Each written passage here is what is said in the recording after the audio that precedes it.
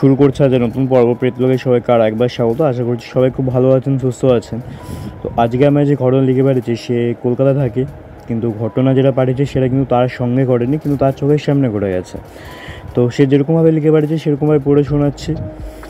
নমস্কার, আমার নাম সুজন, বাড়ি হচ্ছে কলকাতার শোয়াবাজারে। ঠিক আছে। তো যে ঘটনা আমি আজ লিখে পাঠালাম সেটা আজ থেকে প্রায় 2-3 বছর আগের ঘটনা। তো যে ঘটনা আমি আজ বলছি সেটা আমার নিজের চোখের সামনে ঘটে গেছে। ঠিক আছে।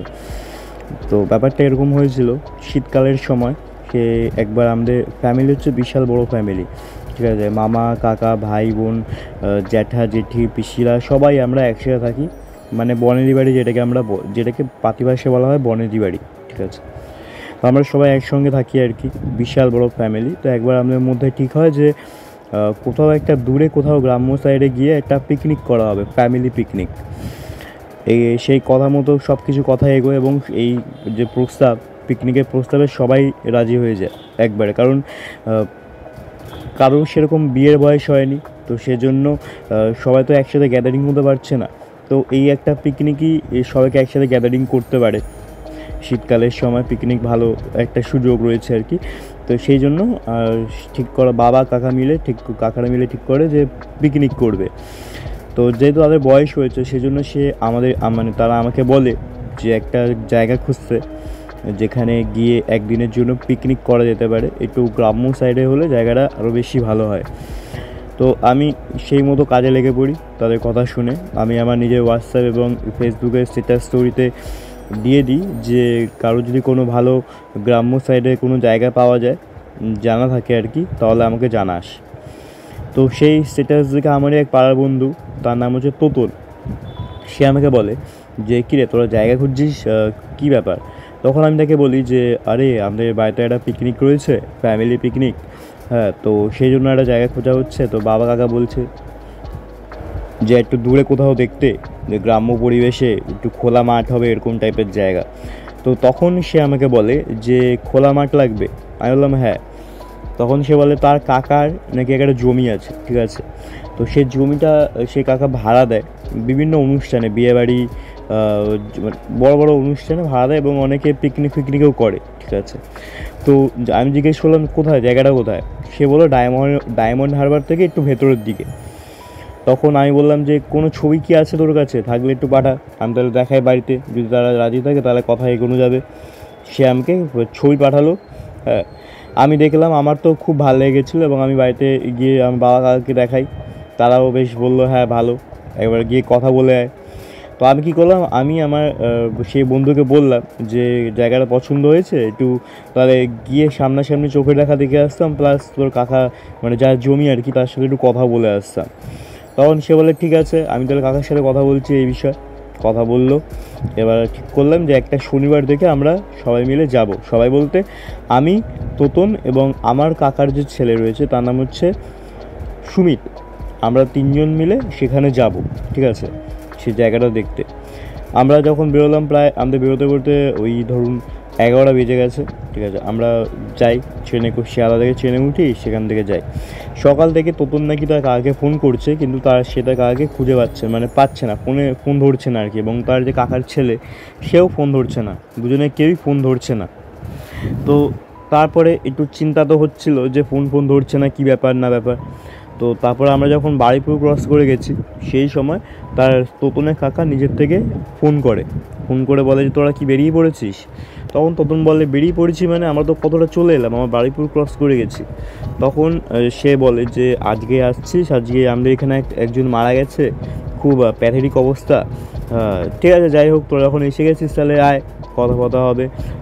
আমার ছেলে তো থাকবেই, সে এনজয় থাকবে, তোর ভাই ও নয় কথা বলে নেবে, এইসব বলছে। আর ঠিক আছে। তখন বলে ঠিক আছে যাচ্ছি। তো তখন ফোন রেখে আমাদের সব কিছু জানায়। আমরা বললাম যে আমরা তো আর সেখানে কিছু মানে ফুর্তি করতে যাচ্ছি না, আমরা যদি জায়গাটা দেখবো, কথা বলে চলে আসবো, কী আছে। তাহলে হ্যাঁ ঠিক আছে চলো। এবার আমরা যখন যাই, সে জমিটার সামনে গিয়ে দাঁড়াই, ভীষণ সুন্দর একটা জায়গা ছিল। হ্যাঁ, যেদিনকে আমরা গেছিলাম, দিনটা ছিল শনিবার, এবং ভীষণ মেঘ করেছিল, ফুরফুরে একটা ওয়েদার ছিল, শীতকাল, কিন্তু তারপরে একটা সুন্দর হাওয়াটা দিচ্ছিল, হাড় কাঁপিয়ে দিচ্ছিল, কিন্তু জায়গাটা অসম্ভব সুন্দর ছিল, চারিদিকে ঘন কালো মেঘ, ঠিক আছে। আর যে জমিটা ছিল একদম পুরো সবুজ ঘাসের জমি আর কি। তো আমরা সেই জমিটার একটা সাইডে তাদের একটা ওই অফিস মতো সেটা রয়েছে, সেখানে আমরা গিয়ে কথাবার্তা বলি। তো আমাদের সব কথাবার্তা এই ঠিক হয়ে যায় এবং মানে কবে আমাদের পিকনিক হবে না হবে, কী ডেট রয়েছে, কত কী খরচা হবে, এবং তারা বলে যে তাই নাকি সব রান্নাবান্নার ব্যবস্থা করে দেবে, সাজিয়ে গুছিয়ে দেবে, সব কিছু কথাবার্তা হয় এবং কত কী এস্টিমেট প্রাইস হয় সেটা সব কিছু আমরা জানাই। মানে তারা আমাকে জানায়, আমরা বললাম ঠিক আছে জানাচ্ছি। তো এই সব কথাবার্তা হতে হতেই ওই যে তোতনের কাকার যে ছেলে সৃঞ্জয়, তার ফোনে একটা ফোন আসে এবং সে ফোনটা রেখে তার বাবাকে বলে যে আমি আসছি, তার বডি চলে এসছে, হ্যাঁ, বাড়ি ফাড়ি ভেঙে নাকি বডি বার করা হয়েছে, তো আমি যাচ্ছি, শ্মশানে নিয়ে যেতে হবে। আমি না কথাটা শুনে একটু অবাক হলাম, বাড়ি ভেঙে বডি বার করা হয়েছে, এ আবার কী কথা। এবং সে যে অফিসে আমরা কথা বলছিলাম সেখানে সৃঞ্জয়, তার বাবা মানে তোতনের কাকা এবং তার কাকারই একটা বন্ধু রয়েছে, মানে তারা দুজনে ওই যাকে বলে ওই পার্টনারশিপ ব্যবসা, ওইটাকে ওরকম টাইপের দুজনে ছিল। তো সৃঞ্জয় তখন বেরিয়ে যায়। তখন আমি জিজ্ঞেস করি যে কী ব্যাপার, ওরকম বললো যে বাড়ি ভেঙে বডি বার করা হয়েছে। তখন তারা একটু আমতা আমতা করছিল না, তারা দেখে বলেছিল তারা বলতে ইচ্ছুক নয়, ঠিক আছে। এবং তার নিজেদের মধ্যে যে একটু কথাবার্তা বলছিল আর কি, তাতে করে এটা বুঝতে পারলাম যে ছেলেটা মারা গেছে, তার নাম হচ্ছে সঞ্জু।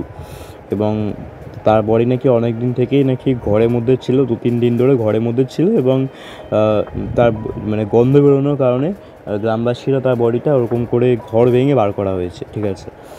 তো তারপরে কি হয় যে ওই তোতনের কাকার যে মোবাইল, সেই মোবাইলে একটা কল আসে, ঠিক আছে। কলটা রেখে সে একবার জানলার দিকে তাকায়, মানে অফিসের যে জানলা, সে জানলার দিকে তাকিয়ে বাইরে তাকায় এবং বাইরে তাকিয়ে ফোনটা রেখে বলে তোমরা মনে হয় আজকে আর বাড়ি যেতে পারবে না। তখন আমার যে কাকার ছেলে সুমিত, সে বলে কেন, কি হয়েছে? তখন সে বলছে যে রেল লাইনে তার খুলে পড়ে গেছে, হ্যাঁ, তো কখন লোক আসবে তার কোনো ঠিক নেই, রেল এখন বন্ধ, মানে রেল লাইনে কোনো রেল ফেল চলছে না কিছু, হ্যাঁ। তো তোমরা একটা কাজ করো, আজকের দিনটা এখানে থেকে যাও, কালকে না হয় সকাল সকাল বেরিয়ে যাও, কালকে তো রোববার আছে, কালকে চলে যাও তোমরা। তখন সেই সুমিত বলে, আমার কাকার ছেলে বলে যে না না, এরকম করলে হয় নাকি, আমার তো অনেক এরকম করে একজন অচেনা বাড়িতে কী করে থেকে যাবো, মা চিন্তা করবে, এইসব অনেক কিছু বলে আর কি। তখন আমি বললাম যে কী মা চিন্তা করবে, আমি আছি তো, আমি বলে দেবো তোর মাকে, হ্যাঁ। তখন কাকা বলে যে কী সমস্যা, কি অচেনা বাড়ি কেন বলছো, তোমার বন্ধুই তো, তোমার বন্ধু বাড়ি তো এটা, হ্যাঁ, বন্ধুর কাকার বাড়ি মানে তোমারও কাকার বাড়ি, এইসব বলছে, হ্যাঁ। তো তখন আমি জিজ্ঞেস করি আবার যে আচ্ছা ঠিক আছে, সে না আমরা থেকে গেলাম, কিন্তু আমাদের একটু বলুন যে ব্যাপারটা আপনারা ডিসকাস করছেন নিজেদের মধ্যে, সেটা একটু শুনলে ভালো হতো, কারণ এখন তো সেরকম কোনো কাজ নেই আমাদের, তাই না, আমরা এখন বাড়িতেও ফিরতে পারবো না, হ্যাঁ। তো এখানেই বসে থাকা বেকার, অকারণে বসে না থেকে আপনি যদি বলেন তাহলে ভালোই হয়। আর আমরা কথা দিলাম যে যে কথাটা আপনারা বলবেন সেই কথাটা এই অফিসের 4 দেওয়ালে বাইরে যাবে না, ঠিক আছে। তখন যে লোকটা ছিল আর কি, যে কাকার পার্টনারটা ছিল, সে বলে না, সে বাইরে যাওয়ার কোনো ব্যাপার না, সে এমন কিছু কথা না যে বাইরে গেলে আমাদের অনেক ক্ষতি হয়ে যাবে বা কিছু, সেরকম কোনো ব্যাপার না। তখন আমি বললাম যে তাহলে বলুন কী ব্যাপার, একটু আমরাও শুনি। তখন সে লোকটা বলছে যে সঞ্জু যে মারা গেছে, তার মারা যাওয়ার আগে আমাদেরকে জানতে হবে যে তার বন্ধু সুরেশ কী করে মারা গেল, ঠিক আছে। আলাম আচ্ছা বলুন তাহলে সুরেশ কী করে মারা গেল প্রথমে। তখন সে বলে যে সুরেশ একটা ছেলে, যার ছোটোবেলা তার বাবা মারা গেছে, ঠিক আছে। ছেলেটা খুবই ভদ্র সভ্য ছিল, কিন্তু পড়াশোনা অতটা ভালো ছিল না, ঠিক আছে। সেজন্য সে ছোটো থেকেই একটু কাজবাজের দিকে ঝুঁকছিল, যাতে সে তার ফ্যামিলিকে ফিনান্সিয়াল সাপোর্ট দিতে পারে। তার বাড়িতে ছিল তার মা এবং তার ঠাকুরদা সেরকম কাজবাজ করে না, কারণ অনেকটাই বয়স তার, ঠিক আছে। একদম তার শেষের দিকে, যাওয়ার শেষের দিকে সে অবস্থা। তো মা বাড়িতে কাজবাজ করে, যে টাকা আসে সেই টাকা দিয়ে তাদের সংসার চলে। এবং যে মানে ছেলেটা ছিল সুরেশ, তার যখন মাধ্যমিক পাস করে তারপরেই আর সে আর পড়াশোনা না করে কাজে বাজে ঢুকে যায়, বিভিন্ন সব কিছু কাজই সে করতো, মানে কোনো কাজই তার কাছে ছোটো ছিল এরকম না, সব কাজই সে করতো এবং যে টাকা আসতো সে মাকে গিয়ে দিয়ে দিত। এবার কি হয়, কিছু বছর পরে আর কি তার মা মারা যায়, ঠিক আছে। এবার সে একা হয়ে যায় এবং তাকে তো বাঁচতে হবে, এবং সে তখন ঠিক করেছিল যে সে বাঁচবে, কিন্তু সে তো দাদুকে নিয়ে বাঁচবে, ঠিক আছে। এবং দাদু যেহেতু বেঁচে ছিল, এবং সে দাদুর জন্য দাদুকে যাতে ভালো রাখতে পারে সেজন্য সে পরিশ্রম করতো দিনরাত, এবং সব কিছু করতো আর কি। এবং গ্রামের সবাই তাকে বেশ পছন্দ করতো, কারণ একটা মাহারা ছেলে যেরকম লুচ্চা লাফাঙ্গা হয়ে যায় সেরকম সে হয়নি। সে তার নিজে দাদুর দিকে খেয়াল রাখে, সব কিছু ভালো আর কি। তো মা মারা যাওয়ার 3-4 মাস পরেই তার দাদুও মারা যায়, ঠিক আছে। তো দাদু যখন মারা যায় তখন সে ঠিক করে সে আর গ্রামেই থাকবে না, সে গ্রাম ছেড়ে চলে যায়, ঠিক আছে। প্রায় 2-3 বছর পরে, ঠিক আছে, সে আবার গ্রামে ফিরে আসে। এবং যখন সে গ্রামে ফিরে আসে তখন তার হুলিয়া, তার বদন একবারে পুরো চেঞ্জ হয়ে যায়। হ্যাঁ, তার সারা শরীরে লাল রঙের কাপড় পরা, তার মাথায় একটা লাল রঙের কাপড় দিয়ে পট্টি মারা, হ্যাঁ, যাকে বলে একটা তান্ত্রিকের বেশ। সে তান্ত্রিকের বেশে আসে, তার গোঁফ দাড়িগুলো বড় বড় হয়ে গেছে। প্রথমে তাকে কেউই চিনতে পারছিল না, পরে তাকে যখন সে নিজের পরিচয় দেয় তখন সবাই তাকে চিনতে পারে। এবং সবাইকে সে বলে যে যদি কারোর বাড়িতে কোনো ভৌতিক মানে কিছু স্পিরিচুয়াল যদি কিছু সমস্যা হয়ে থাকে, বা ধরুন কারোর শরীর খারাপ হয়ে থাকে, তাহলে যেন সেটাকে এসে বলে, কারণ সেই সব শিখে এসছে। হ্যাঁ, সে তার পারিশ্রমিকের বিনিময়ে সব কাজ করবে। তো একবার কেউ তাকে প্রথমে বিশ্বাস করেছিল না, যে একটা ছেলে যে ঠিকমতো পড়াশোনা করেনি সে এইসব কী বিদ্যা শিখবে। হ্যাঁ, এইসব ভেবে সে প্রথমে তার কাউকে অত বিশ্বাস করছিল না কেউই। এবার একবার কি হয়, একটা গ্রামের একটা বাচ্চা ছেলে ভীষণই ডেঙ্গু হয়ে যায়, তার একবার প্লেটলেট কমে যায়, অনেকটা কমে যায়। হ্যাঁ, তো ডাক্তার বলে যে এখানে কিচ্ছু করা যাবে না, আপনারা চলে যান একবারে ওই কলকাতায় বড় শহরে, ওখানে বড় হসপিটালে গিয়ে ডাক্তার দেখান, এখানে কিছু করা যাবে না। তখন যে ওই সুরেশ ছিল সে বলে যে কিচ্ছু করার দরকার নেই, কোথাও নিয়ে যাওয়ার দরকার নেই। হ্যাঁ, সে একটা জলের মধ্যে একটু মন্ত্রপুতো করে দেয় এবং বলে যে জলটা আপনি ছেলেকে খাওয়ান 3 দিন খাওয়াবেন, 3 দিনের মধ্যে সে ঠিক হয়ে যাবে। এবার যে বাচ্চা ছেলেটা মা ছিল সে তো বিশ্বাস করেনি প্রথমে, তখন যে বাবাটা ছিল সে বলে যে দেখি না একবার খাইয়ে, 3 দিনের তো ব্যাপার, 3 দিন পরে না হয় নিয়ে যাবো ছেলেকে যদি ঠিক না হয়। 3 দিনও যায়নি, 2 দিনের মধ্যে কিন্তু তার ছেলে একদম পুরো তরতাজা, যার প্লেটলেট কমে গেছিলো, যে মাথা তোলা তো দূরের কথা, তার চোখ খুলে দেখাতে পারছিল না, সে একদম হেঁটে চলে বেড়াচ্ছে, দৌড়ে বেড়াচ্ছে। এরপরে এই ঘটনার পরে কিন্তু তার একবারে যশ খ্যাতি সব বেড়ে যায়, ঠিক আছে। তারপর একদিনকে একজনের বাড়িতে একটু সমস্যা দেখা দেয়। হ্যাঁ, বাড়ি মানে পরিবারের মধ্যে যেটা হয় আর কি, বনেদি বাড়ি পরিবারের মধ্যে ওই সম্পত্তি নিয়ে বিভিন্ন রকমের সমস্যা দেখা যায়, সেই বাড়ির সমস্যাও কিন্তু সে দূর করে দেয়। হ্যাঁ, সমস্ত কিছু। এরপর তার যশ খ্যাতি ধীরে ধীরে বাড়তে থাকে এবং সবাই তাকে মানতে থাকে আর কি, সবাই মানে তাকে। তো একবার কী হয়, তার যে একটা বন্ধু ছিল বাড়ি থেকে বেরোনোর আগে 2 বছর আগে, তার একটা বন্ধু ছিল, তার নাম ছিল হচ্ছে সঞ্জু বলে ছেলেটা। হ্যাঁ, সে কিন্তু একটা তারই মানে গ্রামেরই একজনের বাড়িতে কাজবাজ করে, ঠিক আছে। তো সে একবার কী হয়, প্রথমে তাকে বলে, সুরেশকে বলে যে তাকে তার সাথে কাজে নিয়ে নিতে, কারণ ওই সুরেশের সঙ্গে আরেকজন এসেছিলো, তার নাম ছিল হচ্ছে দীপেন ছিল সুরেশের সঙ্গী। সে সবসময় তার সঙ্গে থাকতো, তার আশেপাশে থাকতো এবং তাকে সাহায্য করতো আর বিভিন্ন কাজে সাহায্য করে দিত। এবং যে সঞ্জু ছিল সে তাকে বলে যে তাদের দলে যে তাকে নিয়ে নেওয়া হয়। তখন সুরেশ বলে যে না, আমি আমার দলের লোক বাড়াতে চাই না, তুই নিজের মতো কাজ কর, তোর যদি কোনো সময় আমাকে দরকার লাগে সব সময় তুই আমাকে পাবি, সেদিক দিয়ে কোনো চিন্তা করিস না, কিন্তু আমি তোর দলে আমাকে নিতে চাই না, কারণ আমি দল বাড়াতে চাই না।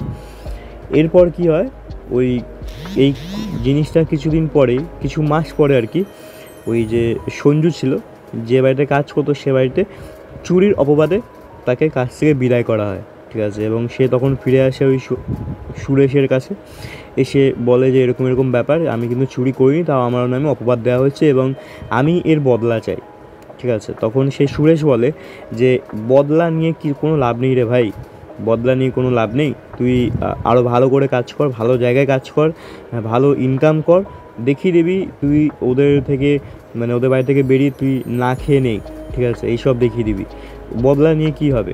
তখন সেই যে সঞ্জু বলে ছেলেটা, সে একটু নাছোবান্দা টাইপের, এবং সে যখন ঠিক করে নিয়েছে বদলা নেবে, তার মানে সে বদলা নেবে। এবং সে বলে যে আমি তোর বন্ধু বলে তুই এরকম করে বলছিস, আমি যদি তোর ভাই হতাম তাই কি তুই এই কথাটা বলতে পারতিস, তুই কি বদলা নিতিস না আমার হয়ে। এই কথাটা কিন্তু তার ওই যে সুরেশের একটু খারাপ লাগে। তখন সে বলে ঠিক আছে চল, তোর বদলা আমি নেব। এবং এরপরে কি হয়, সে একটা পেরেক দেয় তাকে, পেরেকটা দিয়ে বলে যে তুই পেরেকটা ওই বাড়িতে, যে বাড়িতে রয়েছে মানে কাজ করতিস, ওই বাড়িতে গিয়ে পুঁতে দিয়ে আসবি, যাতে কেউ দেখতে না পায়। এবং তারপরে দেখবি ওই বাড়িটা কিন্তু শ্মশানে পরিণত হবে। তো সে মতো সে দেয় জিনিসটা, এবং সঞ্জু যায় বাড়িটা, ওই বাড়িতে ওই পেরেক যেটা সেটা পুঁততে, কিন্তু পুঁততে গিয়ে সে কিন্তু ধরা পড়ে যায়, সে বাড়ির লোকেদের কাছে ধরা পড়ে যায়। এবং যখন জিজ্ঞেস করা হয় যে এসব কী করছিস তুই, কে তোকে করতে বলেছে এসব, তখন কিন্তু সে ডিরেক্ট একবারে সুরেশের নাম নিয়ে নেয় যে সুরেশ আমাকে পাঠিয়েছে এসব করার জন্য। এরপরে কি হয়, তাদের তিনজনকে, সুরেশ, সঞ্জু এবং তাদের যে সহকারী ছিল দীপেন, তিনজনকেই কিন্তু ওই গ্রাম ছাড়া করা হয়। এবার গ্রাম ছাড়া তো তাদের করে দেওয়া হয়েছে, এবং গ্রাম ছাড়া করার প্রায় 1 মাস পরেই কিন্তু যে নদী, ওই নদী যেটা ওদের গ্রামের মধ্যে দিয়ে বয়ে যায়, সেই নদীর মধ্যে তাদের কিন্তু মানে সুরেশের যে বডি সেটা ভাসতে দেখা যায়। গ্রামের অনেকেই সেই বডি দেখে। এবং ওই যেদিনকে সুরেশ মারা যায় তার কিছুদিন পরেই এই আমাদের এই কেসটা হয়, মানে 1 মাস পরে, তারও 1 মাস পরে আর কি এই যে কেসটা হয় যে সঞ্জু মারা যায়। ঠিক আছে, এটা হচ্ছে ঘটনা। যে সুরেশ মারা যাওয়ার প্রায় 1 মাস, পুরোপুরি 1 মাস নয়, প্রায় 1 মাসের মধ্যে সঞ্জুও ওই সুরেশের বাড়িতেই মারা যায়। এবং পোস্টমর্টমে যেটা বেরিয়ে এসছে সেটা দেখে সবাই বলছে যে পোস্টমর্টম রিপোর্ট বলছে যে তার নাকি ঘাড় মুটকিতেও মরেছে। কিন্তু ব্যাপারটা হচ্ছে, যখন গ্রামের লোকেরা গন্ধ পেয়ে তার বাড়িতে ঢোকার চেষ্টা করেছিল, তারা দেখেছিল যে বাড়ি কিন্তু ভেতর থেকে লক করা। তাহলে ঘাড় মটকালো কে? নিশ্চয়ই নিজের ঘাড় মটকায়নি। তো এটা হচ্ছে সবথেকে বড় কৌতূহলের বিষয় যে ঘাড় মটকে মরল কী করে। তো এরপরে এইসব ঘটনা শোনার পরে প্রায় সন্ধে হয়ে গেছিলো। তো আমরা ঠিক করলাম যে মানে তারাই বললো, তোতনের কাকা বললো যে চলো এবার আমাদের বাড়ির দিকে যাই, বৃষ্টিটা একটু থেমে এসছে, বাড়ির দিকে যাই, তোমরা বিশ্রাম করো, কালকে চলে যাবে না হয়। তো আমরা গেলাম সে বাড়িতে। বাইরে ছিল একটু কী বলবো, মানে দেখে মনে হচ্ছিলো যে আগেকার দিনের বাড়ি টাইপের আর কি। ঠিক আছে, দরজা দিয়ে ঢুকে একটু সামনে একটু উঠোন টাইপের রয়েছে, বেশ খানিকটা জায়গা রয়েছে আর কি। তো উঠোনের ডান দিকে রয়েছে 3টে ঘর। ঠিক আছে, 2টো শোবার ঘর আর একটা হচ্ছে ঠাকুরের ঘর। একদম যে গেট দিয়ে ঢুকে একদম সোজাসুজি হচ্ছে রান্নাঘর, তার পাশে রয়েছে বাথরুম পায়খানা, এবং বাদিকে রয়েছে একটা ঘর, যেই ঘরে হচ্ছে আমাদের দুজনকে থাকতে দেওয়া হয়েছিল। দুজনকে না, 3জনকে, আমি, আমার কাকার ছেলে সুমিত এবং আমাদের যে বন্ধু ছিল তোতন, এই 3জন আমরা ওই ঘরে ছিলাম। ঠিক আছে, আমরা ঘরে বসতেই কিছুক্ষণের মধ্যেই 10-15 মিনিটের মধ্যেই যে সৃঞ্জয়ের যে বোন ছিল আর কি, মানে তোতনের কাকার মেয়ে, সে আমাদের কাছে এসেছিলো শরবত দিতে। ঠিক আছে, আমরা শরবত নিলাম। তোতন তাকে জিজ্ঞেস করছে যে কিরে কেমন আছিস, তো অনেক বড় হয়ে গেছিস, অনেকদিন পর দেখা হলো, কি হালচাল, সব কিছু জিজ্ঞেস করছে। কিন্তু সে কোনো উত্তর কিন্তু দিচ্ছে না, একেবারে সে নিশ্চুপ। কোনো তার মুখে কোনো টু শব্দ নেই, এবং মানে অসম্ভব অদৃষ্ট, মানে কি বলবো, মানে খুবই অদ্ভুত দৃষ্টিতে সে আমাদের দিকে তাকিয়ে রয়েছে। এবং সে তার দৃষ্টি চাহনি দেখে আমাদের মনে হচ্ছিল যে আমরা যে তাদের বাড়িতে গিয়েছি, আমরা তাদের বাড়িতে থাকবো, সেটা কিন্তু তার একদমই পছন্দ হয়নি। সে একদমই জিনিসটাকে ভালো নজরে দেখছে না। ঠিক আছে, সে চাইছে আমরা যাতে তখনই সে বাড়ি থেকে ছেড়ে চলে যাই। এবং আমরা দেখলাম যে তার সঙ্গেই একটা বিড়াল ঘুরঘুর করছে, মানে কি বিড়ালটা কিন্তু তাদের পোষা আর কি। তো সে চলে যাওয়ার পরে আমার যে কাকার ছেলে, সে তোতনকে জিজ্ঞেস করে যে কী রে ভাই, তো ওর বোনকে দেখে তো মনে হচ্ছে যে আমরা এসেছি বলে সে খুব একটা খুশি নেই। সে আমাদের চাইছে না যে আমরা এখানে থাকি। তখন তোতন বলে যে না রে ভাই, ওইসব কোনো ব্যাপার না, ও একটু ওরকম টাইপের চুপচাপ স্বভাবের, ওসব কিছু ভাবিস না। তো তারপরে কিছুক্ষণ পরেই সে কাকা এলো, এসে বলে তোমরা এখনও ফ্রেশ হওনি, তুমি জামা প্যান্ট তো আনোনি নিশ্চয়ই, আমি জামা প্যান্ট দিচ্ছি, পরে ফ্রেশ হয়ে নাও। কোনো সমস্যা নেই, সাবধানে থাকো, নিজের বাড়ি মনে করে থাকো, যদি কিছু দরকার লাগে চেয়ে নেবে আর কি কথাবার্তা বলছিল। ঠিক আছে, তো তারপরে সে চলে যায়।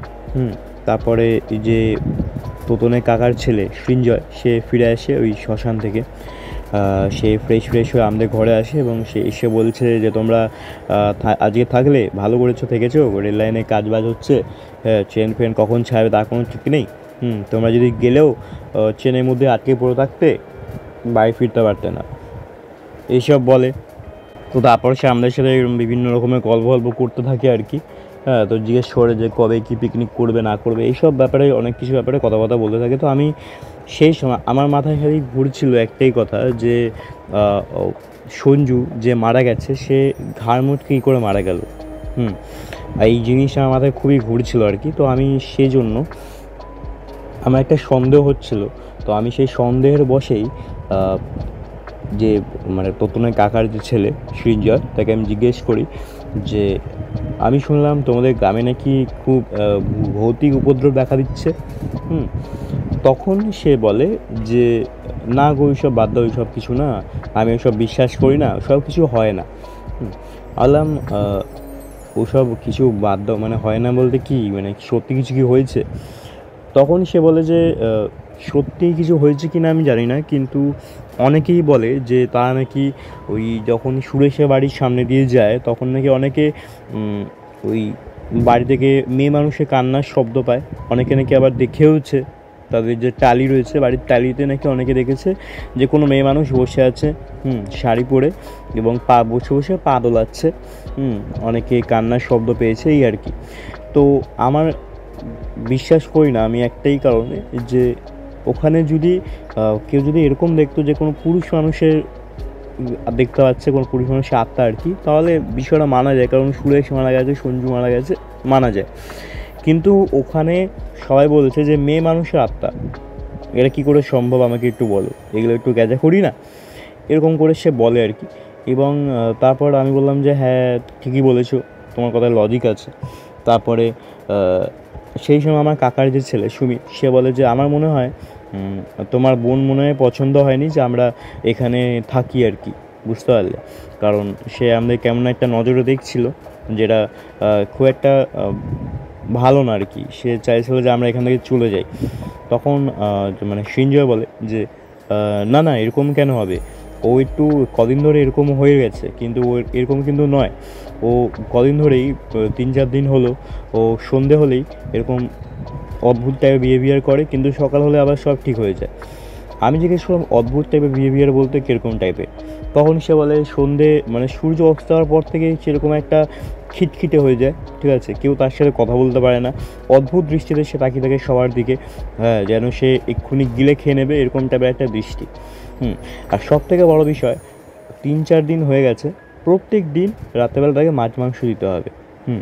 এবং যে মাছ মাংস দিয়ে যে ভাতটা সে খায়, প্রত্যেকদিন খাবার থালাটাকে নিয়ে সে বাইরে চলে যায় এবং সুরেশের যে বাড়ি, সে বাড়ির দিকে মুখ করে বসে দাঁড়িয়ে খায়। পাঁচিলের মধ্যে থালাটাকে রেখে দাঁড়িয়ে খায়। এবং মাছ মাংস যে পিসগুলো থাকে সেগুলো কিন্তু সমস্তটাই সেই সুরেশের বাড়ির দিকে ছুঁড়ে মারে, আর নিজেই শুধু ভাতটা খায়, আর বাকি মাছ মাংসগুলো ছুঁড়ে মারে, ঠিক আছে। এবং তাকে জিজ্ঞেস করলেই সে বলে যে একটা মহিলা রয়েছে যার সাথে তার কথা হয়, তার বন্ধুত্ব হয়েছে, সে খুব ভালো, এবং তাকে সে আগে দেখেনি, কিন্তু 3-4 দিন ধরে সে দেখছে, সে খুব ভালো একটা মহিলা, কিন্তু আমরা কিন্তু কাউকে কোনোদিন দেখতে পাইনি। যখন আমি জিজ্ঞেস করলাম, আমার বোনকে জিজ্ঞেস করি যে কোথায় তোর মহিলা বন্ধু, তখন সে বলে এই তো এখানেই দাঁড়িয়ে আমার পাশে, কিন্তু তার পাশে কিন্তু কেউ কোথাও থাকে না। এই জিনিসটা খুবই একটা অবাক করা কাণ্ড, কিন্তু আমি এইসব বিশ্বাস করি না। তো যাই হোক, এটা হচ্ছে ব্যাপার। তো এই বলে সে চলে যায় আর কি, সৃঞ্জয় চলে যায়। তো আমরাও তখন আবার সৃঞ্জয়কে একবার ডেকে বলি যে একটা কথা ছিল। বলছে হ্যাঁ বলো। তখন আমি বললাম যে আমি কি একবার ওই সুরেশের বাড়িটা দেখতে পারি? তখন সে বলে যে সুরেশের বাড়িতে তো ঢোকা যাবে না, পুলিশ সব বন্ধ করে দিয়ে গেছে। তখন বলে আমি না ভেতরে ঢুকবো না, আমি বাড়ি থেকে দেখে চলে আসবো। তখন বলছে হ্যাঁ তাহলে চলো। তারপর আমি, তোতন, আমার ভাই সুমিত এবং সৃঞ্জয়, এই 4 জন যাই, ঠিক আছে। এবং প্রথমে তো আমার কাকার ছেলে যেতে চাইছিল না, সে ভয় পায় একটু এইসব বিষয়, সে বলছে না আমি যাবো না। তখন আমি বললাম যে দেখ, যদি এখানে আমাদের সাথে না যাস তাহলে তোকে এখানে একা থাকতে হবে, সেটা আরও বেশি ভয়ের, মানে অচেনা জায়গায় একা থাকবি, তার থেকে বরঞ্চ ভালো আমাদের সঙ্গে চল। তো অগত্যার আগে যেতে হলো আমাদের সঙ্গে। এবার তোতন আর আমার ভাই সুমিত, তারা দুজন বাইরে ছিল, আমি আর সৃঞ্জয় দুজনে পাঁচিল টপকে ভেতরে ঢোকার পরেই আমি যেটা মানে ফিল করি সেটা হচ্ছে গাটা একেবারে শিউরে উঠলো। মানে পুরো কেঁপে ওঠা যাকে বলে, সে পুরো শরীরটা আমার কেঁপে উঠলো। ঠিক আছে, আমি যত এগোতে যাচ্ছি আমার যেন মনে হচ্ছে পেছন থেকে কেউ আমাকে ধরে রেখেছে, আমাকে এগোতে দিচ্ছে না। ওই শরীরটা ভীষণই ভারী হয়ে যায়।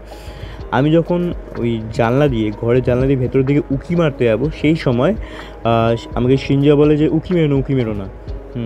দেখো না এসব, যখন গ্রামের লোকজন বারণ করে আমি বিশ্বাস করি না, কিন্তু তোমরা তো বাইরে থেকে এসছো, তোমরা কিছু করো না। ঠিক আছে, তো তারপরে কি হয় যে আমরা দুজনে বেরিয়ে আসি, ওখান থেকে বাইরে থেকে বেরিয়ে আসি এবং বাড়িতে চলে আসি এবং খাওয়া দাওয়া করে ঘুমিয়ে পড়ি। পরের দিনই সকালে বাড়ি। 1 সপ্তাহ পরে তোতনকে আমি যখন ফোন করেছি, তখন তোতনই আমাকে ফোন করেছিল, করে বলছে যে ভাই তোদের পিকনিকটা মনে হয় না হবে ওখানে, তোরা অন্য জায়গা দেখে নিস। আমি বললাম কেন রে ভাই, কী হয়েছে? সব কথা ফাইনাল হয়ে গেল, আমি বাড়িতে বলে রাখলাম। হ্যাঁ, তখন সে বলছে যে আমার কাকার ছেলে সৃঞ্জয় মারা গেছে। আমি বললাম হ্যাঁ, কী করে? তখন বলছে আজকেই মারা গেছে, কিছুক্ষণ আগে সাপে কামড়েছে। ঠিক আছে, তখন সে বলছে আমি এখন যাচ্ছি, দেখি কি অবস্থা সেখানে। তখন সেদিনটাও ছিল শনিবার। ঠিক আছে, তো আমি বললাম যে আমি যাব কি? তখন সে বললো গেলে চল, সমস্যা নেই। তো আমি আর আমার ভাইকে মানে সুমিতকে সঙ্গে করে নিই, আমি আর তখন দুজনে মিলে সেখানে গেলাম সে বাড়িতে। ঠিক আছে, দেখলাম বাড়ির সামনে সবাই জড়ো হয়ে রয়েছে, সেই উঠোনে তার বডি রয়েছে এবং সবাই কান্নাকাটি করছে, এবং আরেকটা যে ছেলে, সেই ছেলেরা খুব দূরে দাঁড়িয়ে কান্নাকাটি করছে আর কি। সে নিজের চোখের জলকে আটকে রাখতে পারছে না। আমি ততনকে জিজ্ঞেস করলাম ভাই এই ছেলেটাকে? তখন সে বলে যে এইটাই হচ্ছে দীপেন, যে ওই সঞ্জু আর সুরেশকে ছেড়ে চলে এসেছিলো, সে যাকে ওই আমার মানে সৃঞ্জয় আর কি গ্রামে আবার থাকতে দিয়েছিল, কাজবাজ দিয়েছিল, এইটাই হচ্ছে সেই দীপেন। তো যাই হোক, আমরা সবাই মিলে তারপর শ্মশানে গেলাম। শ্মশানে কাজবাজ মিটলো। যখন আমরা ফিরে আসছি তখন ততনের কাকার ফোনে একটা ফোন আসে। সে ফোনে বলছে যে আপনার মেয়ে পাগল হয়ে গেছে, আপনার মেয়েকে আটকানো যাচ্ছে না, আপনি যদি চান আপনার মেয়েকে বাঁচাতে আপনার তাড়াতাড়ি চলে আসুন আপনার বাড়িতে। সে একবারে ফোনে এরকম কথা শুনে একবারে অবাক হয়ে গেছে যে এমন কি হয়ে গেল। তো সব তোতনের কাকা আমাকে আর তোতনকে সব কিছু বলে। ঠিক আছে, বলার পরে আমরা চলে আসি এবং আমাদের সঙ্গে ওই যে ছেলেটা ছিল দীপেন বলে, সেও আমাদের সঙ্গে আছে আমাদের বাড়িতে। ঠিক আছে, আস্তে আস্তে সব কিছু কথাবার্তা হয় আর কি দীপেনের সঙ্গে। যে তখন দীপেন বলে যে সৃঞ্জয়দা খুব ভালো ছিল, হ্যাঁ ওই একমাত্র ছিল যে আমাকে প্রথম বুঝেছিল। আমি যখন গ্রামে ফিরে আসি তখন আমার কেউ ছিল না, কোনো থাকার কোথাও জায়গা ছিল না। সৃঞ্জয়দা আমাকে থাকার জায়গা দেয় এবং আমাকে একটা কাজে ঢুকিয়ে দেয়। সৃঞ্জয়দা প্রতি আমার খুব শ্রদ্ধা সব কিছু রয়েছে আর কি। আমি মানতেই পারছি না যে সৃঞ্জয়দা মারা গেল এত কম বয়সে, এইসব বলছে। তো আমরা 4 জনে সেই বাড়িতে এলাম। বাড়িতে ঢুকেই দেখছি যে তোতনের যে কাকার মেয়ে, সে রুদ্ধশ্বাসে একদম মানে কি বলবো, আন্তাবড়ি সব বাসন, ঠিক আছে, তারপর ছুরি কাঁচি সব কিছু যা হাতের সামনে যা পারছে সব ওই রান্নাঘর থেকে বাইরের দিকে ছুঁড়ে মারছে এবং সেগুলো এসে পড়েছে একবারে উঠোনে। আমি প্রথমে বলেছিলাম যে রান্নাঘরটা ছিল একবারে গেটের সোজাসুজি। ঠিক আছে, তো আমরা একদম ঢুকতেই ওরকম দেখতে পাই। ঠিক আছে, তো ভেতরে একবারে ঘুটঘুটে অন্ধকার পুরো বাড়িটা, কিন্তু আশেপাশে কিন্তু সব বাড়িতে আলো ফালো রয়েছে। কিন্তু আমি বুঝতে পারলাম না যে পুরো গ্রামে যখন আলো রয়েছে, কারেন্ট রয়েছে, তাহলে ওই বাড়িটা কেন এরকম অন্ধকার। ঠিক আছে, তো যাই হোক, আমরা ঢুকলাম, দেখলাম একটা সাইডে ওই সৃঞ্জয়ের মা এবং গ্রামে কয়েকজন মহিলা এবং পুরুষ দাঁড়িয়ে রয়েছে এবং তারা কয়েকটা মোমবাতি জ্বালিয়েছে যাতে পুরো ঘুটঘুটে অন্ধকার না হয়ে যায়। ঠিক আছে, আমরা ঠিক করলাম, সবাই নিজেদের মোবাইলের ফ্ল্যাশটাকে জ্বালিয়ে আমরা একটু এগোতে লাগলাম। 2 পা এগোচ্ছিল, 3 পা পিছিয়ে যাচ্ছি, এরকম একটা কাণ্ড হচ্ছে সেখানে। তখনই সেই দীপেন বলে ছেলেটাই, সে বলে যে একটা কাজ করো, দরজা একেবারে সোজাসুজি না হেঁটে দরজা থেকে একটু সাইডে চেপে হাঁটো, তাহলে একটু সামনে অবধি এগোতে পারবো। ঠিক আছে, তাই হলো, একটু দরজায় সোজাসুজি না হেঁটে সাইড দিয়ে হাঁটতে লাগলাম এবং দরজা অবধি গেলাম। ওই যে দরজা অব্দি গেলাম, তারপরে দীপেন যেটা বললো সেটা আমাদের প্রথম কেউ আমরা লক্ষ্যই করিনি। দীপেন বলছে, তোমরা কি কিছু বুঝতে পারছো ভেতরটা দেখে? আমি বললাম না, কি বুঝবো? তখন সে বলে যে তোমরা একটু ভালো করে দেখো তো ভেতরটা, রান্নাঘরের ভেতরটা। যে মেয়েটা রয়েছে মানে সিঞ্জুয়ের বোন, সে কিন্তু জানলার দিকে মুখ করে দাঁড়িয়ে দাঁড়িয়ে দাঁড়িয়ে কিছু একটা করছে ওই স্ল্যাপে, যে রান্নাঘরের মধ্যে যে স্ল্যাব হয় কালো রঙের, সেই স্ল্যাবের মধ্যে কিছু একটা করছে, জানলার দিকে তাকিয়ে মুখ করে। তাহলে জিনিসপত্রগুলো ছুঁড়িছে কে? তারপরে আমরা যখন সেখানে যাই, আমরা ফিল করি সেখানে কিছু একটা রয়েছে, মানে তার বোনকে বাদ দিয়ে কিছু একটা রয়েছে যে এতক্ষণ ধরে আমাদেরকে এখানে ঢুকতে দিচ্ছিল না। এবং আমরা যখনই সেখানে ঢুকি, একটা হাওয়া আমাদের সবাইকে টাচ করে বেরিয়ে যায়, বা মানে রান্নাঘর দিয়ে রান্নাঘরের দরজা দিয়ে বেরিয়ে যায় আমাদের সবাইকে টাচ করে। সে হাওয়াটা কিন্তু আমরা সবাই চারজনই পেয়েছিলাম। কিন্তু ওখানে কিন্তু দরজা বন্ধ, মানে দরজা মানে কি জানলা বন্ধ ছিল, মানে কোনো হাওয়া ঢোয়ার কোনো সিনারি কিন্তু কিন্তু নেই। ঠিক আছে, আমরা যখন পুরো রান্নাঘরে ঢুকলাম, আমরা যেটা দেখলাম সেটা কি, সিঞ্জয়ের বোন তার নিজের যে বিড়ালটাকে ছিল, সেই বিড়ালটা শিল নোড়ার মধ্যে, মানে শিলের মধ্যে রেখে নোড়া দিয়ে তার মাথাটাকে থেতো করছে, আর ভেতরে যে নাড়িভুড়িগুলো রয়েছে সেগুলো কিন্তু চিবিয়ে চিবিয়ে খাচ্ছে, এবং রক্তগুলোকে হাতের মধ্যে রক্তগুলোকে মাখছে, মেখে হাতটা ছিঁড়ে ছিঁড়ে খাচ্ছে। এই দৃশ্য দেখে সিঞ্জয়ের বাবা ওখানে সেন্সলেস হয়ে পড়ে যায়। ঠিক আছে, আমরা কি করে বুঝতে পারছিলাম না। আমার তোতন যে ছিল, তোতন তো ওখানেই বমি করে দেয়, ওই অবস্থা থেকে ওখানেই বমি করে দেয়। তারপর আমি ওই রান্নাঘর থেকে বেরিয়ে এসে সৃঞ্জয়ের মাকে বলি যে আমাকে একটা কৌটো করে, মানে কোনো পাত্রে একটু গঙ্গা জল দাও। গঙ্গা জলটাকে নিলাম, নিয়ে সঙ্গে সঙ্গে তার মাথায় ঢেলে দিলাম, সৃঞ্জয়ের বোনের মাথায় ঢেলে দিলাম। ঠিক আছে, সে ওখানেই যখন আমি ঢাললাম, দেখলাম, স্পষ্ট দেখলাম যে সৃঞ্জয়ের ভেতর থেকে, বোনের ভেতর থেকে কিছু একটা হাওয়া মতো, হ্যাঁ, যে জানলাটা বন্ধ ছিল জানলাটাকে ধড়াম করে খুলে ভীষণ জোর আওয়াজ করে কিছু একটা বেরিয়ে গেল, আর সৃঞ্জয়ের বোন সেখানেই অজ্ঞান হয়ে পড়ে যায়। তাকে ওখান থেকে নিয়ে আসা হয় ঘরে, এনে পরিষ্কার করানো হয়, হ্যাঁ, এবং একটু ঠাকুরের জিনিসপত্র সব কিছু তার গায়ে মাথায় লাগানো হয়। ঠিক আছে, ফুল মাথায় লাগানো হয় যাতে কিছু না হয়। তখন সিঞ্জয় বাবার জ্ঞান ফিরে এসে সে দেখে যে তার মেয়ে এখন ঠিক রয়েছে। তারপরে সে বলে যে সে একটা তান্ত্রিকের কাছে যাবে, হ্যাঁ, যে এইসব করতে ঠিক করতে পারবে। তারপর সে বলে যে এখানে কোনো তান্ত্রিক তো নেই সেরকম। তখন মানে সেই বাইরে যতজনের সেখানে ছিল গ্রামবাসীরা, সবাইকে সে জিজ্ঞেস করে যে তাদের কাছে কোনো তান্ত্রিক রয়েছে কি না। কেউ সেরকম কিছু বলতে পারে না। তখন আমি বলি যে আমার কাছে একটা তান্ত্রিকের খোঁজ রয়েছে, কিন্তু সে থাকে তারাপীঠ থেকে তাকে আনতে হবে। তখন সেই সৃঞ্জয় বাবা বলে যে দেখো, আমি টাকা পয়সা নিয়ে ভাবছি না, ঠিক আছে, যেখানে থাকো না কেন সে তুমি নিয়ে আসো দয়া করে। হ্যাঁ, আমি টাকা পয়সা যত লাগুক আমি দেবো। আমার ছেলেরা গেছে, আমি কিন্তু আমার মেয়েটাকে হারাতে পারবো না, তাহলে আমরা স্বামী স্ত্রী নিঃস্ব হয়ে যাব। ঠিক আছে, তারপর পরের দিনকে সেদিনকে রাতে ওখানেই থেকে যাই। আমার মা আমাকে ফোন করে বলছে যে তুই বাড়ি ফিরে আয়, আমার মনটা মানছে না, যেখানে থাকিস বাড়ি ফিরে আয়। বললাম যে দেখো, এত রাতে বাড়ি ফেরা সম্ভব নয়, আমি কালকে সকালে চলে আসবো, চিন্তা করো না, এখানে আমি বিপদে পড়ে গেছি, এখানে আমি আসতে পারবো না এখন। তো যাই হোক, মাকে আমি কোনোভাবে সামলাই, সেদিন রাত্রেবেলা সেখানে থেকে যাই। পরের দিনকে আমি, তোতন আর দীপেন এই তিনজন মিলে চলে যাই ওই বাড়ি থেকে চলে যাই তারাপীঠে গিয়ে সে তান্ত্রিককে আমি সব কিছু বলার পরে সে আসে। সে বলে যে আমি এখান থেকে তো কিছু করা যাবে না, আমি স্পটে যেতে হবে। তো তাকে যখন আমরা নিয়ে আসলাম তখন প্রায় 7-8টে বেজে গেছে। ঠিক আছে, ডায়মন্ড হারবার থেকে তারাপীঠ অনেকটাই ডিস্টেন্স, যাব, কথা বলবো, নিয়ে আসবো, অনেকটাই ব্যাপার। ঠিক আছে, যখন আমরা ফিরে আসি তখন প্রায় 7টা, সাড়ে 7টা বেজে গেছে। তো সে প্রথমেই চলে যায় ওই সুরেশের বাড়িতে। ঠিক আছে, সুরেশের বাড়িতে সে ঢুকতে পারে না। ঠিক আছে, ওই বাড়ির যে উঠোনের যে একটা মাটি, সে মাটিটাকে সে একটু নেয়, তুলে তার কপালের কাছে ধরে কিছু বিড়বিড় করতে থাকে। বিড়বিড় করে 5 মিনিট 10 মিনিট যখন বিড়বিড় করার পরে যখন সে দরজা দিয়ে বেরিয়ে আসে, তারপর সে যেটা বলে আমাদেরকে, গ্রামবাসীকে বলে, সেটা শোনার পর গ্রামবাসী, প্রত্যেকটা গ্রামবাসী যারা সেখানে ছিল, উপস্থিত ছিল আর কি, প্রত্যেকে কিন্তু আতঙ্কে পুরো একবারে শুটিয়ে যায়। সে তান্ত্রিক বলছে যে এই বাড়িতে 2টো আত্মার বাস, একজনকে বন্দি করা হয়েছে, আর একজন এখানে ঘুরে ফিরে বেড়াচ্ছে, ঠিক আছে। এবার মানে বন্দি করা হয়েছিল আর কি, কিন্তু একজন ঘুরে ফিরে বেড়াচ্ছে, পুরো গ্রামে ঘুরে বেড়াচ্ছে। এবার যদি এখনই কিছু না করা হয়, পুরো গ্রাম কিন্তু নিঃস্ব হয়ে যাবে। এই যে সৃঞ্জয়কে দিয়ে শুরু হয়েছে, এবার এক এক করে কিন্তু প্রত্যেকে মারা যাবে, ঠিক আছে। পুরো গ্রাম কিন্তু শ্মশানে পরিণত হবে। সেটা কিন্তু খুব বেশি সময়ের ধরে হবে না, খুব কম সময়ের মধ্যে পুরো গ্রাম শ্মশানে উজাড় হয়ে যাবে, ঠিক আছে। তো তখন সবাই বলে যে কিছু করুন, আপনি কিছু করুন।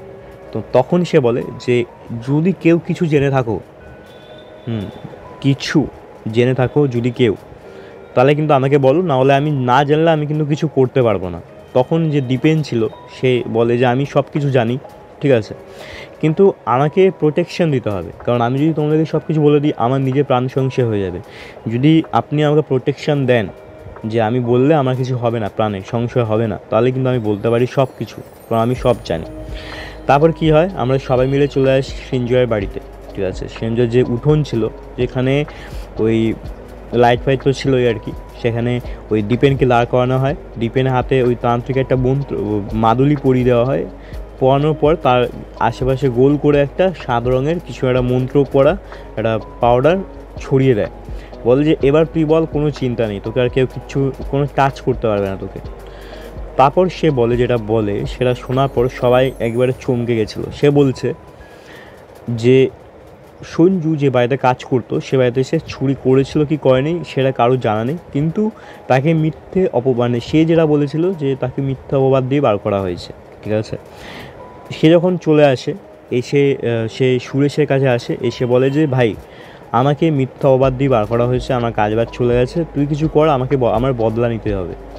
তখন সুরেশ প্রথমে বলে যে দেখ ভাই, বদলা নিয়ে কোনো লাভ নেই, তুই ভালো কাজ খোঁজ, ভালো কাজ কর, যাতে তুই এখান থেকে আরও বেশি ইনকাম করতে পারিস। তুই দেখিয়ে দে যে তুই ওদের থেকে বেরিয়ে না খেয়ে নেই, তুই ভালো কাজ করছিস। বদলা নিয়ে কিছু লাভ হবে না ভাই, হ্যাঁ, বদলা এটাই হবে যে তুই আরও ভালো কাজ করে দেখা। তখন যে সঞ্জু বলে ছেলেটা ছিল, ভাই এইসব জ্ঞান দিয়ে তো লাভ নেই, তুই কি আমাকে সাহায্য করতে পারবি কি না বল। এবার তখন সে একটু ইমোশনাল কথা বলে যে আমি যদি তোর নিজস্ব ভাই হতাম তাহলে কি তুই এইসব কথা বলতে পারতিস, তুই কি আমার হয়ে বদলা নিতিস না। আমি যেহেতু তোর বন্ধু, হ্যাঁ ছোটোবেলা বন্ধু, সেজন্য তো আমাকে পাত্তা দিচ্ছিস না, তাই না। এবার এই কথাটা শুনে কিন্তু সুরেশের খারাপ লাগে এবং সুরেশের সেন্টিমেন্টে লাগে। তখন সে বলে ঠিক আছে চল তাই হবে, আমি তোর বদলা নেব। এরপরে আমরা তিনজন বেরোই, তিনজন বেরিয়ে একটা শ্মশানে যাই, ঠিক আছে। শ্মশানে একটা ডোমের কাছে যাই, টাকা পয়সা দিই এবং দিয়ে তাকে বলা হয় যে এমন দুটো বডি লাগবে যে দুটো বডি অপঘাতে মৃত্যু হয়েছে, ঠিক আছে। অপঘাতে মৃত্যু হওয়ার পরে যে বডি আসবে তাদের একজনের কাপড় লাগবে আর একজনের মাথার চুল লাগবে, ঠিক আছে। এবং লাকিলি পরের দিনকেই দুটো বডি আসে, একজন সুসাইড করেছে গলায় দড়ি দিয়ে, আর একজন মানে তাদের গ্রামবাসীরা তাকে মহিলাটাকে পেতনি বলে পিটিয়ে মেরে ফেলেছে, দুটোই মহিলা ছিল।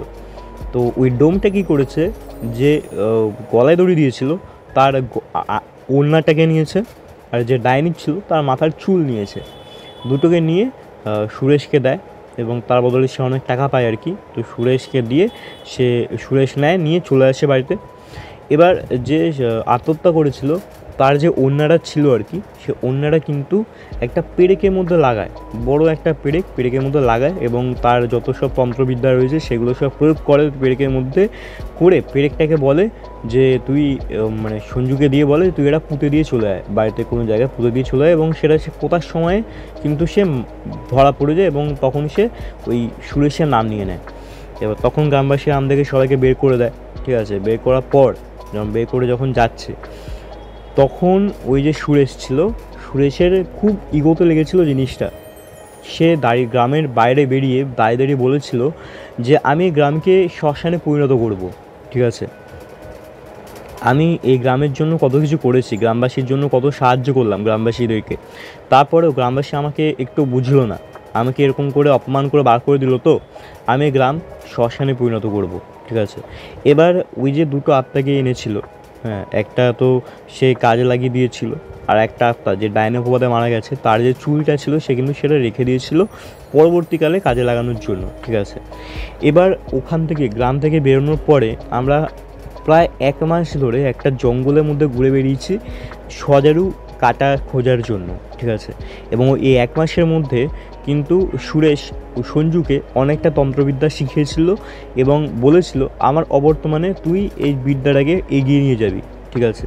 আমাকে শেখাতে চেয়েছিলো কিন্তু আমি শিখতে চাইনি, এটাই ভেবে যে এইসব শিখে কোনো লাভ নেই, ঠিক আছে। এইসব অপবিদ্যা, এটা সুবিদ্যা নয়, এটা হচ্ছে কুবিদ্যা, এসব শিখে আমার কোনো লাভ নেই, এই ভেবে আমি ওদের সঙ্গে ছিলাম, কিন্তু আমি এইসব কিন্তু কিছু শিখিনি। এবারে হয়তো কোনো একটা দিন, প্রায় 1 মাস হয়ে গেছে, সেই সময় কোনো একটা দিন হয়তো সুরেশ বুঝতে পারে যে তার আর বেশি মানে তার আর প্রাণ নেই, সে মরে যাবে। কারণ এইসব যারা বিদ্যা শেখে তারা বুঝতে পারে, তাদের মৃত্যুর আগের দিন তারা বুঝতে পারে যে সে এবার মরবে। সেই জন্য সে কী করে, সে সঞ্জুকে বলে যে তোকে আমি আজ অবধি যা যা শিখিয়েছি তোর কিন্তু সেগুলো প্রয়োগ করার সময় এসে গেছে। আমার মৃত্যু হলে তুই আমার বাড়িতে যাবি, গিয়ে যে আত্মাটাকে আমরা বন্দি করে রেখেছি এতদিন ধরে, ডাইনি অপবাদে যে মৃত্যু হওয়া যে আত্মাটা, সে যে বন্দি করে রেখেছি তাকে তুই ছেড়ে দিবি। সেই ডাইনি ওই আত্মাটাই কিন্তু পুরো গ্রামকে উজাড় করে দেবে, ঠিক আছে। তোকে আর কিছু করতে হবে না, তো শুধু কাজ একটাই, তুই ওই ডাইনি অপবাদ মানে আত্মাটাকে তন্ত্রবিদ্যা করে ছেড়ে দিবি। এবার সুরেশ যেদিনকে এই কথাটা বলে তার পরের দিনকেই সে কিন্তু ওই যে নদী ছিল, যে নদীর ধারে আমরা ছিলাম আর কি, সে নদীর মধ্যে কোনোভাবে পড়ে গিয়ে মারা যায়। এবং মারা যাওয়ার পরে আমি কিন্তু সঙ্গে সঙ্গে চলে আসি এবং এসেই আমি ওই সঞ্জয় দার সঙ্গে দেখা করি, কথাবার্তা বলি। এবং তারপরে একদিন পরে ওই সঞ্জু আসে, এসে ওর বাড়িতে ওঠে, সুরেশের বাড়িতে এসে যে তন্ত্রবিদ্যা প্রয়োগ করে ওই সব করে, মানে ঠিক আছে, তো ছেড়ে দেয় ওর পরে। তো এটাই হচ্ছে পুরো আসল ঘটনা, ঠিক আছে। এই যে ভেতরে যে সুরেশের বাড়িতে ভেতরে যে আত্মাটা ছিল, যে এতদিন বন্দি ছিল আর কি, সেই কিন্তু যখন ছাড়া পায় প্রথমে ওই সঞ্জুকে তার ঘাড় মুটকে মেরে ঘর থেকে বেরিয়ে যায়। বেরিয়ে প্রথমে কিন্তু যতদিন ও ঘরবন্দি ছিল প্রত্যেক গ্রামবাসী কিন্তু ওর ঘরের ভেতর থেকে আওয়াজ পেয়েছে এবং ওই সবাই ওর টালির ছাদে বসে থাকতে দেখেছে, এইসব করেছে। কিন্তু যখনই ওই সঞ্জু তাকে ছেড়ে দেয়, আত্মাটাকে মানে কি বন্দি অবস্থা থেকে ছেড়ে দেয়, তারপরে কিন্তু সে সব গ্রামবাসী কিন্তু পুরো গ্রামেই তাকে দেখতে পেয়েছে আর কি, ঠিক আছে। এটা হচ্ছে ব্যাপার। এরপর ওই যে তান্ত্রিকটা আমরা এনেছিলাম, তান্ত্রিক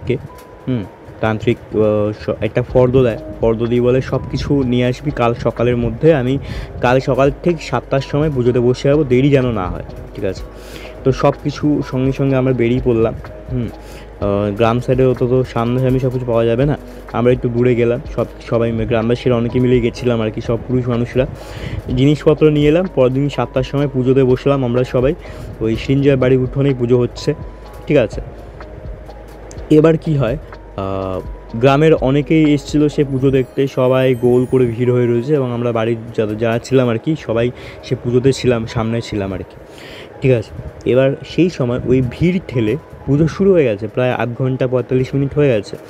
ওই ভিড় ঠেলে একটা মহিলা এসে বসে একবারে ওই কী যেন তান্ত্রিক যে পুজো করছে তার পাশে, একেবারে তার পাশে এসে বসে সে সমানে কন্টিনিউয়াসলি তান্ত্রিকের কানের সামনে বলে যে পুজোটা বন্ধ করে দে, নাহলে কিন্তু আমি গ্রাম উজাড় করে দেবো, আমি গ্রামে কিন্তু এই শ্মশানে পরিণত করে দেবো, আমাকে তুই চিনিস না, আমি কে, তুই কিন্তু আমাকে চিনিস না, আমার ধৈর্যের পরীক্ষা নিস না, আমি কিন্তু পুরো গ্রাম উজাড় করে দেবো, যদি ভালো চাস, যদি নিজের ভালো চাস, গ্রামে ভালো চাস, তাহলে কিন্তু পুজোটা বন্ধ করে দে।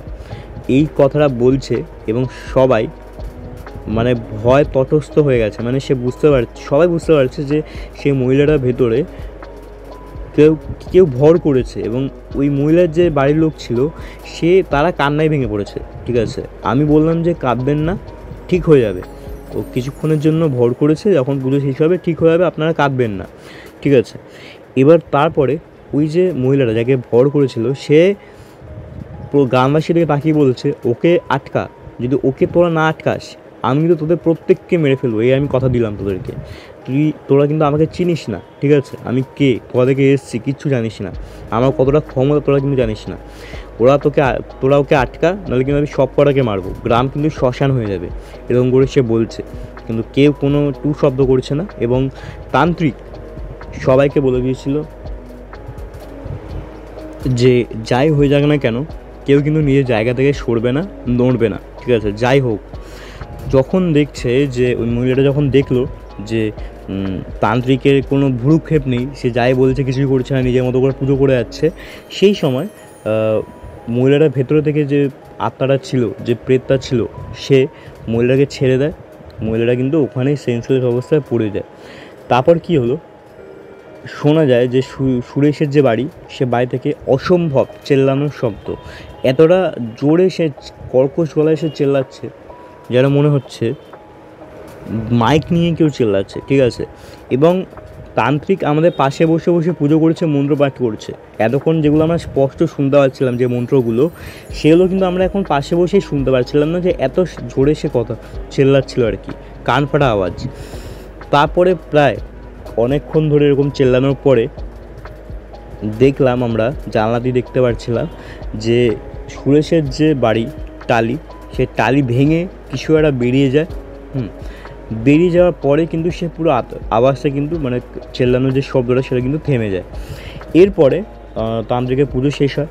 তান্ত্রিক আমাদেরকে বলে যে সে মুক্তি পায়নি, কিন্তু তাকে এমন জায়গায় পাঠিয়ে দিয়েছি সে কিন্তু আর ফিরে আসবে না, ঠিক আছে। তারপরে সে সুরেশে বাড়ি যায়, হাতে করে একটু এক হাত মুঠো করে গঙ্গা জল নিচ্ছে, মন্ত্র পড়ছে এবং পুরো বাড়িটায় ছেড়াচ্ছে। এরকম করে পুরো বাড়িটাকে সে ছেটালো যাতে বাড়িটা পবিত্র হয়, যাতে সেখানে আর ফিরে কিছু না আসে। এসব করার পরে বললো যে আর কোনো সমস্যা নেই, গ্রাম যেরকম ছিল সেরকম থাকবে, ঠিক আছে। যে সৃঞ্জয়ের বোন ছিল তাকে একটা মাদুলি দিয়ে যায় যাতে তার শরীর ঠিকঠাক থাকে। বলেছিল যে 5 মাস পরে একটা কোনো মন্দিরে গিয়ে পুজো করে মাদুলিটা খুলে দিতে, ঠিক আছে। তো তারপরে সে চলে যায়, আমরাও চলে আসি, কিন্তু সেখানে আমাদের আর পিকনিক করা হয় না। আমাদের পিকনিক পোস্টপোন হয়ে গেছিলো, পরে অন্য জায়গায় হয়েছিল। তো এটাই ছিল আজকের ঘটনা। আশা করছি আপনাদের ভালো লাগবে। ভালো লাগলে লাইক, কমেন্ট, শেয়ার এবং সাবস্ক্রাইব করে দেবে। চ্যানেলটা যদি ভালো লাগে আপনার বন্ধুবান্ধব, পরিবার পরিজন সবার সাথে শেয়ার করুন। এবং আপনার জীবনে যদি এরকম ঘটে থাকে কোনো ঘটনা, মেল করুন pretlogs00@gmail.com এই মেলে। দেখা হচ্ছে পরের ভিডিওতে। আপনি ভালো থাকবেন, সুস্থ থাকবেন। ধন্যবাদ।